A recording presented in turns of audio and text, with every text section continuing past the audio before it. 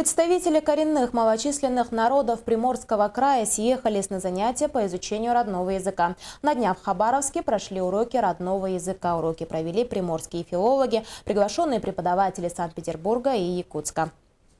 Урок литературы ведет филолог Дарья Белентуева и венкика по национальности. За партами преподаватели национальных языков – эвены, эвенки, нивхи, нанайцы, ульчи, удыгейцы и нигидальцы. Всего 35 человек из 12 поселений Хабаровского края. На этом уроке каждый учитель делится особенностями традиций своего народа. При рождении ребенку дарит олененка.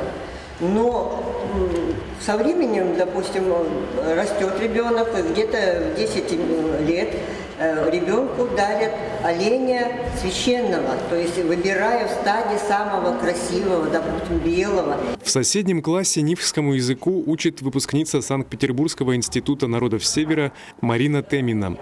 Ее пара учеников – учителя из разных поселений. В своих селах получить знания родного языка уже невозможно. У меня была бабушка в детстве. Я с ней разговаривал по невскому языку, на невском языке. И до 5 лет я где-то с ней общался на невском. А потом это забылось. Целью проведения подобных курсов организаторы ставят решение кадрового вопроса по учителям родного языка, работающим в местах компактного проживания коренных малочисленных народов. Данная программа обучения рассчитана на 1 год. Стас Михайлов, НБК Саха, Хабаровск.